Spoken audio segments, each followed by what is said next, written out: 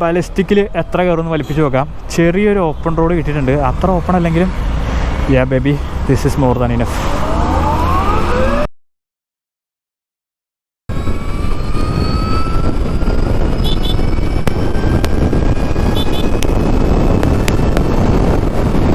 Hello YouTube, welcome to another video. എല്ലാവർക്കും പുതിയ വീഡിയോയിലേക്ക് സ്വാഗതം. ഇന്ന് നമ്മുടെ ഇരിക്കുന്ന സാധനം ഏതാണെന്ന് നോക്കിയേ, നമ്മുടെ അൾട്രാ വയലറ്റിൻ്റെ F77 രണ്ട് പേരുണ്ട് കേട്ടോ. അപ്പോൾ ഞാനെന്നുള്ളത് നമ്മുടെ അൾട്രാ വയലറ്റ് ഷോറൂമിലാണ്. നമ്മുടെ കൊച്ചിയിൽ പുതിയതായിട്ട് ഓപ്പൺ ചെയ്ത അൾട്രാ വയലറ്റ് ഷോറൂം. അപ്പോൾ ഷോറൂം എവിടെ സിറ്റുവേറ്റ് ചെയ്യണമെന്ന് വെച്ച് കഴിഞ്ഞാൽ നമ്മൾ എടപ്പള്ളി ഭാഗത്തു നിന്ന് വരുവാണെങ്കിൽ റൈറ്റ് സൈഡാണ്, അതായത് പാലാരോട്ടം പാലം കയറിന് മുമ്പ്. നിങ്ങൾ വൈറ്റിലെ ഭാഗത്തു നിന്ന് വരുവാണെങ്കിൽ ലെഫ്റ്റ് സൈഡിൽ, അതായത് പാലാരോട്ടം പാലം ഇറങ്ങിയിട്ടാണ് ഈ ഒരു ഷോറൂം ലൊക്കേറ്റ് ചെയ്യുന്നത്. അതായത് കുറച്ചും കൂടി പ്രിസൈസ് ആയിട്ട് പറഞ്ഞാൽ നമ്മൾ പഴയ ഒരു പോപ്പുലർ ബജാജ് ഷോറൂം ഉണ്ടായിരുന്നില്ലേ, അവിടെയാണ് ഇപ്പോൾ പുതിയ അൾട്രാ വയലറ്റിയുടെ എന്താ പറയുക സ്പേസ് എന്ന് പറയുന്ന ഒരു ഇതിനെ സ്പേസ് സ്റ്റേഷൻ. യെസ്, അപ്പോൾ ഷോറൂം ലൊക്കേറ്റ് ചെയ്യുന്ന അടിപൊളിയാണ് കേട്ടോ. നിങ്ങൾക്ക് മിസ് ചെയ്യില്ല, കാരണം ഷോറൂമിൻ്റെ ഒരു തീം എന്നൊക്കെ പറഞ്ഞാൽ അടിപൊളിയാണ്. ഫുൾ വൈറ്റുമായാണ്.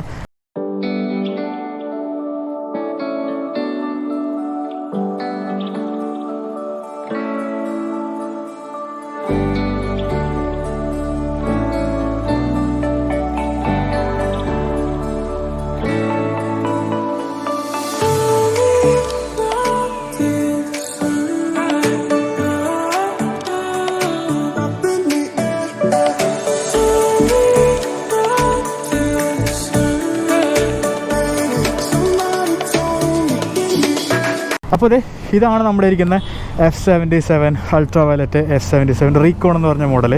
അപ്പോൾ അൾട്രാ വയലറ്റിനെ പറ്റി പറയുവാണെങ്കിൽ ഒരു കമ്പനി ഫൗണ്ട് ചെയ്തിരിക്കുന്നത് 2015 അവർ കോൺസ്റ്റൻ്റ് ആയിട്ട് വണ്ടി ടെസ്റ്റിങ് കാര്യങ്ങളൊക്കെ ചെയ്യുമായിരുന്നു. ഏതർ പോലെ തന്നെ ഒരുപാട് നാളത്തെ ടെസ്റ്റിങ്ങിന് ശേഷമാണ് ഈ ഒരു വണ്ടി ലാസ്റ്റ് മാർക്കറ്റിൽ അവതരിപ്പിച്ചിരിക്കുന്നത്. ഇത് മാക് 2 എന്ന് പറഞ്ഞ വേരിയൻ്റ് ആണ്.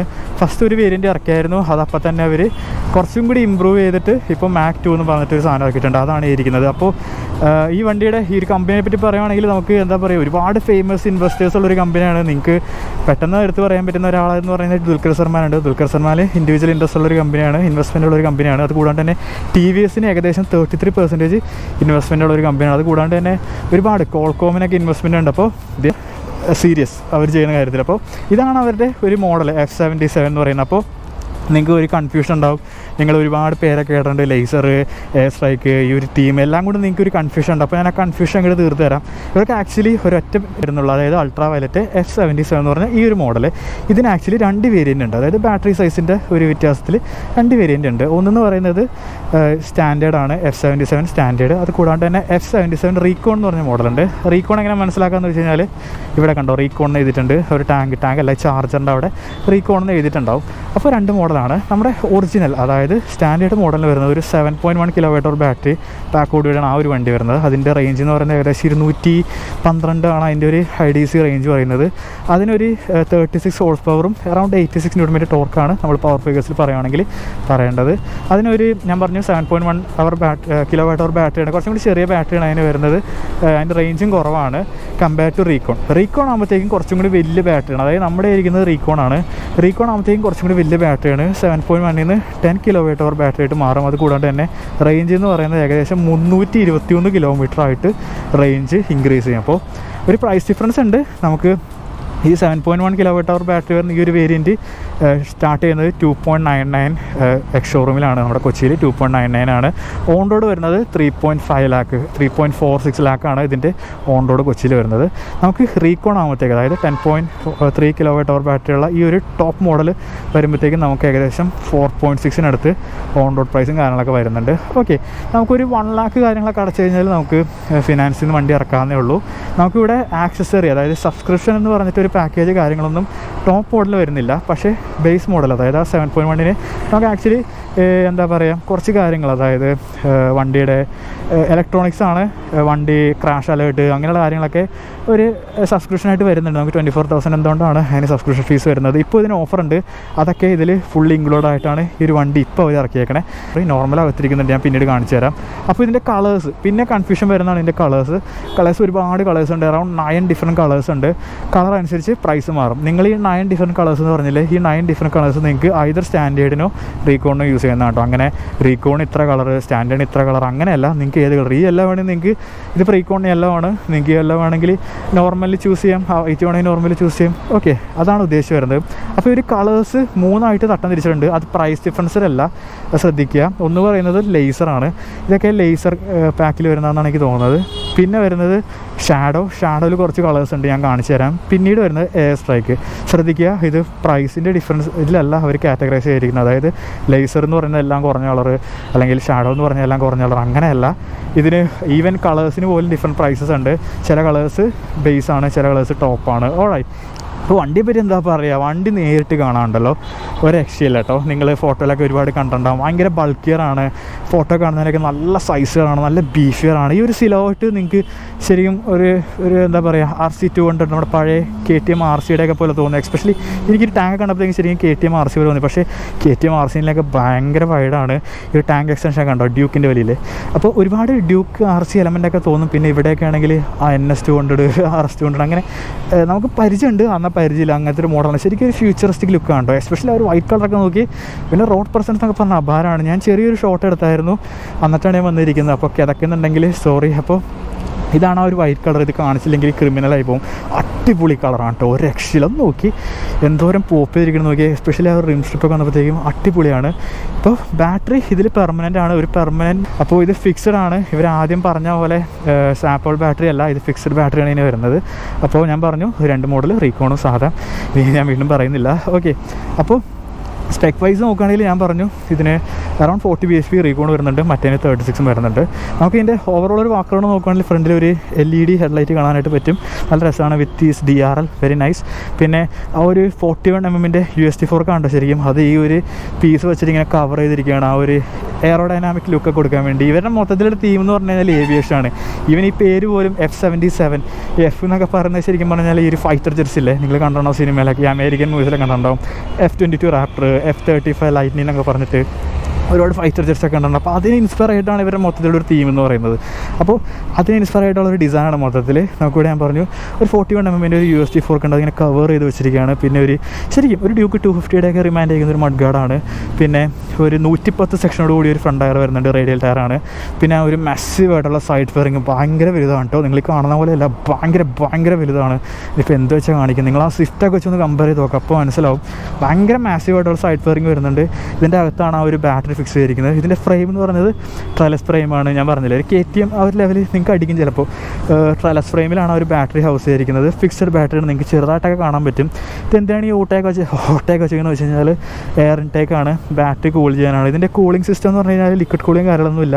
ഇതിനൊരു എയർ കൂളിംഗ് വരുന്നുണ്ട്, അത് കൂടാണ്ട് തന്നെ തെർമൽ കൂളിംഗ് ഉണ്ട്. അതായത് ഇതിന് യൂസ് ചെയ്തിരിക്കുന്ന പല ഹീറ്റ് സിങ്കും കാര്യങ്ങളൊക്കെ തെർമൽ ബെറ്റർ ഹീറ്റ് ഡിസ്ട്രിബ്യൂഷന് വേണ്ടിയിട്ടാണ്. അങ്ങനെ കുറച്ചും കൂടി എഫിഷ്യൻ്റ് ആണ്. ഞാൻ കുറച്ചൊന്ന് ഓടിച്ച് നോക്കിയായിരുന്നു, നമുക്ക് വീണ്ടും വേണമെങ്കിൽ റൗണ്ട് എടുക്കാം, ഇത് പറഞ്ഞുതരാം. പിന്നെ സൈഡിലേക്ക് വരുവാണെങ്കിൽ ഭയങ്കര മിനിമലിസ്റ്റിക് ആണ് കേട്ടോ. നോക്കി ഫുഡ് പാക്ക് എന്ന് പറഞ്ഞാൽ ഇത്രേ ഉള്ളൂ. ഒരു റിയർ ബ്രേക്കുകൾ വരുന്നുണ്ട്. ബാക്കിൽ നോക്കുകയാണെങ്കിൽ ഒരു അലുമിനിയം സ്വിങ്ങാൻ കാണാം. പിന്നെ ഒരു വീൽ കവർ കൊടുത്തിട്ടുണ്ട്. അത് ആക്ച്വലി ആക്സസറി ആണ്, നിങ്ങൾക്ക് വേണ്ടെങ്കിൽ അതങ്ങനെയും കിട്ടും. ഇപ്പോൾ വിത്ത് ഓർ വിത്തൗട്ട് കിട്ടും. ഇത് ആക്ച്വലി ആക്സസറിയായിട്ട് വരുന്നതാണ്. ബാക്കിൽ നോക്കുകയാണെങ്കിൽ ഒരു 230mm ഡിസ്ക് കാണാം. ഫ്രണ്ടിൽ പറയാൻ വിട്ടുപോയി ഒരു 320mm, അതായത് നമ്മുടെ ഡോമിനാർ ഡ്യൂക്ക് 390 വന്നതുപോലെ മാസീവായിട്ടുള്ള 320mm ഡിസ്ക് ഉണ്ട് വിത്ത് 4-piston കാലിപ്പറാണ് ഫ്രം ബൈബ്രി. ഓൾറൈറ്റ്. പിന്നെ ബാക്കിലേക്ക് വരുവാണെങ്കിൽ ഒരു RC റിമാൻഡ് ചെയ്യുന്ന പോലെ ഒരു ടെയിൽ കാണാൻ പറ്റും, LED ഇൻഡിക്കേറ്റേഴ്സ്, പിന്നെ LED ടെയിൽ ലൈറ്റ്, ഇവിടെ സ്റ്റിക്കേഴ്സും കാര്യങ്ങളൊക്കെ ഉണ്ട്. പിന്നെ നമുക്ക് ടൂറിങ് ആക്സസറിയൊക്കെ ടൈ ചെയ്യാനായിട്ട് ചെറിയൊരു ബഞ്ചി ഗോഡ്സിൻ്റെ സ്റ്റാപ്പും കാര്യങ്ങളൊക്കെ കൊടുത്തിട്ടുണ്ട്. സീറ്റ്സൊക്കെ എന്താ പറയുക വളരെ വലിയ സീറ്റാണ്, പക്ഷേ ഭയങ്കര ടോർച്ചറാണ്. എന്താ പറയുക ഭയങ്കര ഹാർഡ് സീറ്റാണ് ഇനി വരുന്നത്, കണ്ടാൽ തന്നെ മനസ്സിലാവും.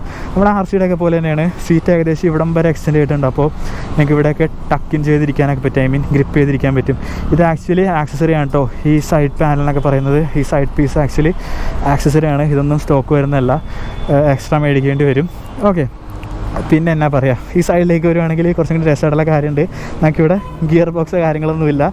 ഇവിടെ ഞാൻ പറഞ്ഞു ഇതൊരു ഇലക്ട്രിക് മോട്ടോർ സൈക്കിൾ ആയതുകൊണ്ട് തന്നെ നമുക്കിവിടെ ഗിയറോ കാര്യങ്ങളൊന്നും ഉണ്ടാവില്ല. ഓഫ് കോഴ്സ് ഇവിടെ നമുക്ക് ക്ലച്ചോ കാര്യങ്ങളൊന്നും ഉണ്ടാവില്ല. പൊട്ടത്തരാണ്, എന്നാലും വെറുതെ പറഞ്ഞെന്നുള്ളൂ. നമുക്കിവിടെ ബ്രേക്ക് കാര്യങ്ങൾ അങ്ങനെയൊന്നുമില്ല. ബാക്ക് ബ്രേക്ക് വരുന്നത് അപ്പുറത്താണ് ബാക്ക് ബ്രേക്ക്, ഫ്രണ്ട് ബ്രേക്ക്. ഈ സൈഡൊക്കെ ഓൾമോസ്റ്റ് ഒന്നും ഇല്ലയെന്ന് വേണമെങ്കിൽ പറയാം. പിന്നെ വണ്ടി ക്രാഷ് ഗാർഡ് എന്ന് പറയാൻ ആകെയുള്ളത് ഈ ഒരു പീസാണ് കേട്ടോ, ഈ ഒരു എക്സ്റ്റൻഷൻ്റെ. അതായത് അകത്ത് മെറ്റലും പുറത്ത് ഒരു ഫൈബർ പീസാണ് ഇരിക്കുന്നത്. അകത്ത് മെറ്റൽ പീസാണ്, അതിൽ ഫൈബർ എക്സ്റ്റൻഷൻ കൊടുത്തുന്നുള്ളൂ, പെട്ടെന്ന് ഒടിഞ്ഞു പോകാനൊക്കെ ആയിട്ട്. അപ്പോൾ ഇതാണ് ക്രാഷ് ഗാർഡ്, വേറെ പ്രൊട്ടക്ഷനൊന്നുമില്ല. പിന്നെ സ്വിച്ച് ഗിയറൊക്കെ നോക്കുകയാണെങ്കിൽ നമുക്കിവിടെ പാസസ് വരുന്നുണ്ട്, ഹസാർഡ് വരുന്നുണ്ട്, നമുക്കിവിടെ cancel, select, left and right button, indicator, horn, പിന്നെ എൻജിൻ ഗിൽ സ്വിച്ചും മോഡ് ചെയ്യണതും ഇൻറ്റഗ്രേറ്റഡ് ആണ്. അപ്പോൾ നമ്മൾ ഇവിടെയാണ് മോഡ് ചെയ്യുന്നത്. ത്രോട്ടിൽ കട്ട് ചെയ്തിട്ട് വേണം മോഡ് ചേഞ്ച് ചെയ്യാൻ. സ്റ്റാർട്ട് ചെയ്യണം എങ്ങനെയാണെന്ന് വെച്ച് കഴിഞ്ഞാൽ ബ്രേക്ക് പിടിച്ചിട്ട് ബ്രേക്ക് അപ്പ് ബട്ടൺ പ്രസ് കഴിഞ്ഞാൽ വണ്ടി സ്റ്റാർട്ടാവും. പിന്നെ ക്ലിപ്പ് ഓൺ ഒക്കെ ഉണ്ടോ, നമുക്ക് ഭയങ്കര അഗ്രസീവായിട്ട് റൈഡിങ് പൊസിഷനാണ്. ഞാൻ കയറിയെന്ന് കാണിച്ചു തരാം. ഇത് നിങ്ങൾ കണ്ടിട്ട് ഭയങ്കര കംഫർട്ടബിൾ ആണെന്ന് വിചാരിക്കേണ്ട. നോക്കുക, ഞാനിങ്ങനെ ഇരിക്കുവാണെങ്കിൽ നോർമലി ഇരിക്കുമ്പോൾ ഇങ്ങനെ ഇരിക്കും, പക്ഷേ ഒരുപാട് കമ്മിറ്റഡ് ആണ്. നമ്മുടെ ഏറെക്കുറെ എന്താ പറയുക, RTR-നേലൊക്കെ കുറച്ചും കൂടി കമ്മിറ്റഡ് ആണ്. എന്നാൽ RC390 അത്രയില്ല. ഹാൻഡിൽ ഭയങ്കര വൈഡാണ് കേട്ടോ, അതാണ് ഞാൻ ആദ്യമേ ശ്രദ്ധിച്ചത്. ഒരുപാട് വൈഡ് ഹാൻഡിലാണ്, കുറച്ചുകൂടി കമ്മിറ്റഡ് റൈഡിങ് പൊസിഷനാണ്. അപ്പോൾ കൺസോൾ ഓൺ ആക്കുകയാണെങ്കിൽ നമുക്കൊരു 5 ഇഞ്ച് TFT ഡിസ്പ്ലേ കാണാം. ടോഗിൾ ചെയ്യുന്നത് ഇവിടെയാണ്. ഇപ്പോൾ കൺസോൾ കണ്ടോ, ഭയങ്കര വലിയ കൺസോളൊന്നുമല്ല. നമുക്കിവിടെ ഇത്രയും ഇത് വരുന്നുണ്ടെങ്കിലും ഈ ഒരു ഭാഗത്ത് മാത്രമേ കൺസോൾ ഉള്ളൂ. ഞാൻ പറഞ്ഞു മോഡ് മാറ്റണത് ഈ ഒരു ബട്ടൺ യൂസ് ചെയ്തിട്ടാണ്. നമുക്ക് വേണമെങ്കിൽ മാറ്റി കഴിഞ്ഞാൽ ഗ്ലൈഡ്, കോമ്പാക്റ്റ്, ബാലിസ്റ്റിക്, അതായത് 3 മോഡാണ്. ഗ്ലൈഡാണ് ഏറ്റവും base. Glide, compact and ballistic, അങ്ങനെ 3 മോഡുകളാണ്. അപ്പോൾ നിങ്ങൾ ഒരു പക്കാ ബിഗിനർ ആണെങ്കിൽ നിങ്ങൾ ഈ ഒരു കോമ്പാക്റ്റോ ഗ്ലൈഡ് മോഡോ യൂസ് ചെയ്യുക. എൻ്റെ ഒരു അഭിപ്രായത്തിൽ പറയുകയാണെങ്കിൽ ഈ കോമ്പാക്റ്റ് എന്ന് പറയുന്നത് ഏറെക്കുറെ ഒരു 180-200 cc വണ്ടി പോലെ ഇരിക്കുന്നുണ്ട്. നമ്മൾ as soon as you switch to ballistic it's more or less like എന്താ പറയുക, ഒരു ഡോമിനാർ 400 ആ ലെവൽ. അല്ലാണ്ട് RC390 ഞാൻ പറയില്ല, ഒരു ഡോമിനാർ 400 ലെവൽ പവർ ഉണ്ട്. നല്ല പെട്ടെന്ന് കയറും. ഗിയർ ബോക്സോ കാര്യമൊന്നും ഇല്ലാത്തതുകൊണ്ട് തന്നെ കണ്ണടച്ച് തുറക്കുമ്പോൾ വണ്ടി 100 കയറി കഴിയും. പിന്നെ ഇവിടെയൊക്കെ നോക്കുവാണെങ്കിൽ നമുക്ക് എഫിഷ്യൻസി മീറ്റർ കാണാൻ പറ്റും. ഇവിടെയാണെങ്കിൽ നമുക്ക് റീജൻ കംപ്ലീറ്റ്ലി ഓഫ് ചെയ്യാം. റീജൻ ഓൺ ആക്കാൻ എങ്ങനെയാണെന്ന് വെച്ച് കഴിഞ്ഞാൽ ഈ ഒരു ബട്ടണിൽ പ്രസ് കഴിഞ്ഞാൽ നമുക്ക് റീജൻ കണ്ടോ. അപ്പോൾ regen level 1, 3, 4, 5, 7, 8, 9 levels of regen ഉണ്ട്. നമുക്ക് വേണമെങ്കിൽ കംപ്ലീറ്റ്ലി ഞാൻ പറഞ്ഞു ഇതടിച്ചിട്ട് ഓഫും കാര്യങ്ങളൊക്കെ ചെയ്യാൻ പറ്റും. എനിക്ക് ഭയങ്കര അനോയിങ് ആയിട്ട് തോന്നിയോണ്ട് ഞാൻ ഓഫ് ചെയ്യുകയാണ്. റീജൻ ഇട്ട് കഴിഞ്ഞാൽ നമ്മൾ ത്രോട്ടിൽ ക്ലോസ് ചെയ്യുമ്പോഴത്തേക്കും ഓട്ടോമാറ്റിക്കലി ബ്രേക്ക് അപ്ലൈ ചെയ്തിട്ട് ബാറ്ററി റീചാർജ് ആവും. അതാണ് റീജൻ എന്ന് പറയുന്നത്. പിന്നെ നമുക്കിവിടെ റേഞ്ച് കാണിക്കുന്നുണ്ട്, ടൈം കാണിക്കുന്നുണ്ട്, എത്ര ഓടി, അങ്ങനെയുള്ള ബേസിക് കാര്യങ്ങളൊക്കെ കാണിക്കുന്നുണ്ട്. പിന്നെ സെറ്റിങ്സിലേക്ക് എടുക്കുകയാണെങ്കിൽ ഈ ഒരു ബട്ടൺ ഞെക്കി കഴിഞ്ഞാൽ സെറ്റിങ്സിലേക്ക് പോകും. നമുക്കിവിടെ my F77, navigate, my trip, കുറേ ഉണ്ട്, ഇതൊന്നും തീരുമില്ല. അതുകൊണ്ട് ബേസിക് കാണിച്ചു തരാം. നമുക്ക് ടയർ പ്രഷർ മോണിറ്റർ സിസ്റ്റം വരുന്നുണ്ട്. പിന്നെ എന്നാ പറയുക, battery health, Bluetooth, document store ചെയ്യാം. സെറ്റിങ്സിൽ പോകുകയാണെങ്കിൽ ഡിസ്പ്ലേ 2 ടൈപ്പ് ഡിസ്പ്ലേ ഉണ്ട് കേട്ടോ, രസമാണ്. ഇപ്പോൾ റാഡാർ തീമാണ് ഇട്ടേക്കണത്. നമുക്ക് വേണമെങ്കിൽ പാരലാക്സ് എന്ന് പറഞ്ഞ തീം ഇടാം. ബാക്ക് അടിക്കുവാണെങ്കിൽ പാരലാക്സ് തീം കാണിച്ചു തരാം. സൈഡിലേക്ക് ചെറിയൊരു പാരലാക്സ് തീം പോലെ വന്നിട്ടുണ്ട്. പിന്നെ ഇവിടെ നമുക്ക് ട്രാക്ഷൻ കൺട്രോൾ ലെവൽ 3 ആണ് നടക്കുന്നത്. ഡ്യുവൽ ചാനൽ ABS ആണ്. നമുക്ക് വേണമെങ്കിൽ റിയർ ചാനൽ ABS ഇങ്ങനെ കംപ്ലീറ്റ്ലി ഓഫ് ചെയ്തിട്ട് ഓടിക്കാൻ പറ്റും.